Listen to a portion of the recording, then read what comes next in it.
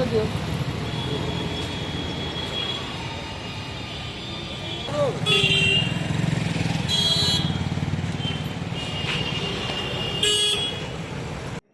কোথায় হবে স্যার?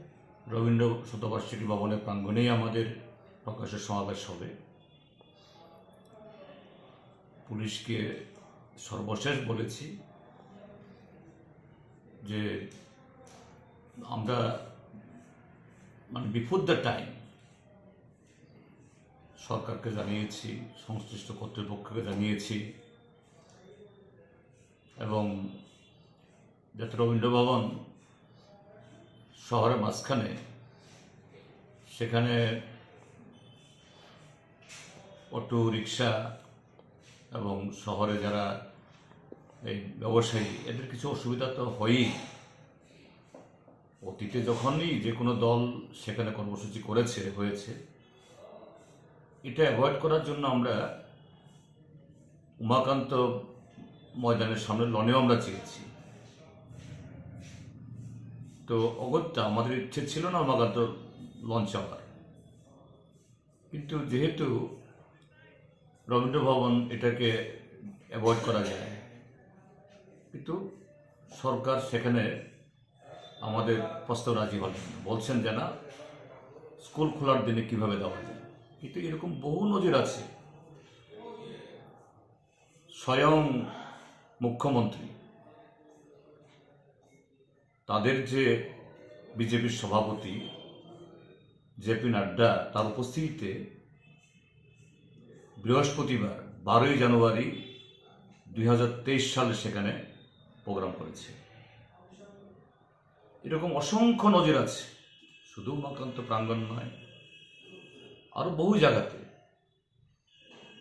তো কি করা যাবে, একটা দিন সেখানে হয়তো এই ক্লাস কয়েক ঘন্টার জন্য বন্ধ করে দিতে হতো,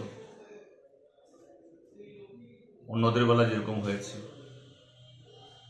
এবং শুধুমাত্র সেই বিজেপির সভা কেন, আমরা দেখেছি ধর্মীয়, সামাজিক ইত্যাদি বিভিন্ন অনুষ্ঠানেও বিভিন্ন শিক্ষা প্রতিষ্ঠান বন্ধ করে দেওয়া হয়েছে এই সরকারের সময়ে।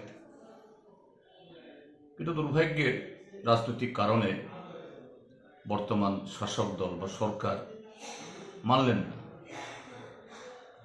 তো আমরা এর আগেই চেয়ে রেখেছি রবীন্দ্র শতবার্ষিকী ভবন।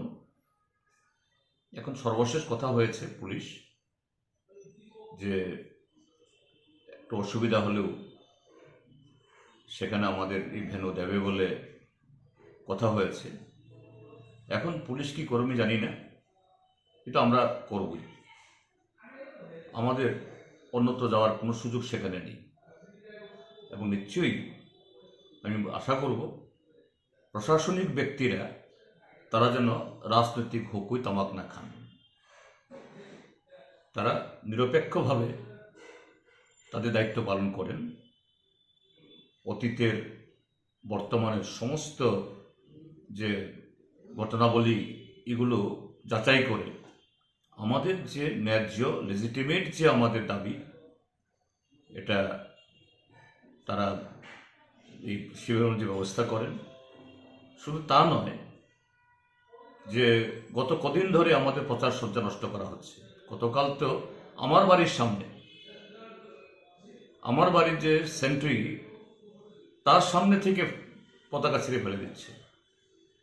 সারা শহরের মধ্যে, ওইদিকে নতুননগর, এই কি বলে ইন্দ্রনগর, সেদিকে তো করেছি।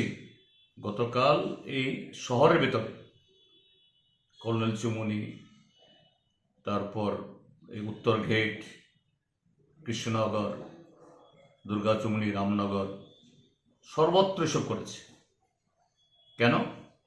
যে সমাবেশ নিয়ে একটা এই পরিবেশ গোলাটে করে একটা ত্রস্ত পরিস্থিতি তৈরি করা। কিসের ভয়? এই সরকার বলছে তারা শ্রেষ্ঠ ত্রিপুরা বানিয়ে ফেলেছে, ত্রিপুরা সহ গোটা উত্তর পূর্বাঞ্চলকে অষ্টলক্ষিতে পরিণত করেছে। তোমাদের পাশে তো লোক আছেই, তোমাদের হাতে সমস্ত পঞ্চায়েত, সমস্ত এই নগরসভাগুলো, লোকসভাতে, রাজ্যসভাতে তোমাদের প্রতিনিধি। সরকারে এখন আগে এই আইপিএফটি, এখন মথাও তোমাদের এই ইয়েতে গোয়ালে ঢুকিয়ে নিয়েছে। কেন আতঙ্ক? গণতান্ত্রিক ব্যবস্থায় গণতন্ত্রকে মজবুত করতে গেলে পরে সত্যিকারের যদি ডেভেলপমেন্ট জনগণের কাছে সেরকম সুনিশ্চিত করতে হয়, বিরোধীদেরকে স্থান দিতে হয়। তা আশা করি আগামীকাল মসৃণভাবেই ত্রিপুরাজ্যের যে শান্তিপ্রিয় গণতন্ত্রপ্রিয় জনগণের সহযোগিতায় এবং পুলিশ প্রশাসনের তাদের সুমতি হবে, শাসক দলের এই অন্যায় আবদারগুলি এড়িয়ে তারা সত্যিকারে তার ভূমিকা পালন করবেন এবং আমাদের এই সমাবেশও সফল হবে।